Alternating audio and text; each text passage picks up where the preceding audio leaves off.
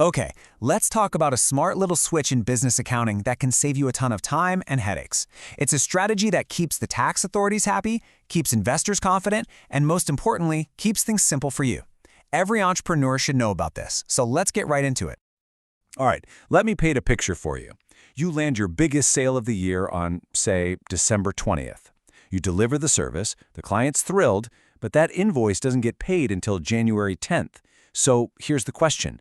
When did you actually earn that money? Does it belong on last year's books or this year's?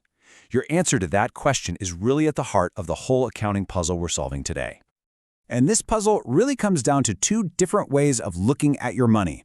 First, you've got the cash basis. This is super simple and intuitive, right? Money hits your bank, you record it. Money leaves your bank, you record it. It's a direct look at your cash flow. Then there's the accrual basis. This is where you record revenue when you earn it, like that big December sale, no matter when the cash actually shows up. And this brings us to that core conflict that so many business owners face. On one hand, you need a system that's simple enough for you to actually use and understand day to day, but on the other hand, when it's time for official stuff like taxes or talking to investors, the rules often demand something way more complicated. It's really no surprise why small businesses love the cash basis. As a founder, you can pretty much run your books just by looking at your bank statement. You know where you stand. You get it. The problem is, the official rule books, things like GAAP in the US, they usually require the accrual method because it's supposed to give a more accurate long-term picture of a company's financial health. So does that mean you have to choose? Do you pick the system that's easy for you or the one that's officially compliant? Not at all. There's a fantastic best of both worlds method that accountants use all the time. It's called the adjusted cash basis, and it's a brilliant strategy. For pretty much the entire year, you run your business on that simple, easy-to-understand cash basis. Then, right at the end of the year, you or your accountant makes a few key adjustments, and boom, you have the official accrual basis reports you need. And just to be clear, this isn't some kind of sneaky workaround. It's a completely standard and very efficient practice. It's all about giving you the simplicity you need to run your business while still meeting all your legal requirements once a year.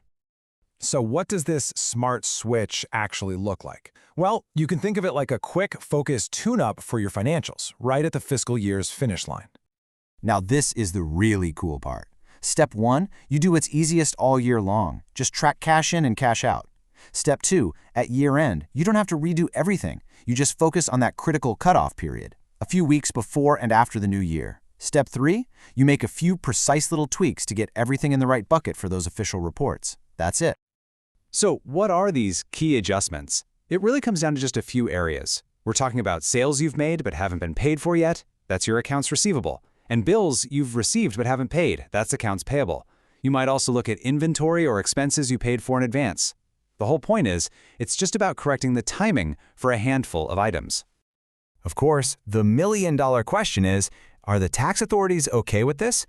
Well, the answer really depends on where your business is. So let's take a quick look at the tale of two countries, the US and Canada. In the United States, the IRS is actually pretty flexible when it comes to small businesses. They seem to understand that complicated accounting can be a huge burden, so they allow for a much simpler approach. How flexible? Well, get a load of this number.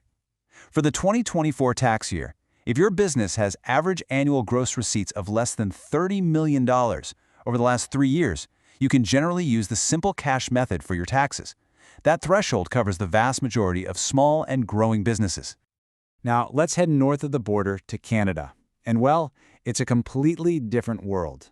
The Canada Revenue Agency, the CRA, is way stricter. They require almost every single business to use the accrual method. For most Canadian businesses, simplicity just isn't an option. Accrual is the rule. As you can see here, the exceptions in Canada are very, very specific. We're talking about farmers, fishers, and some self-employed commission agents. That's pretty much it. For virtually everyone else, whether you're a tech startup or a corner coffee shop, the accrual method is mandatory for taxes. So, let's bring this all together. Why is this whole adjusted cash basis approach so perfect for startups and new ventures? Well, it's because it hits this crucial sweet spot between being practical and being professional. The benefits are just so clear. It's simple, which means you, the founder, can actually understand your own books without needing an accounting degree. It's cost efficient because you're only paying for those more complex adjustments once a year. It's also perfectly fine for most early-stage investors who really just want clarity. And most importantly, it lets you be fully tax compliant without over-engineering your systems from day one. You know, that leads to this really powerful idea.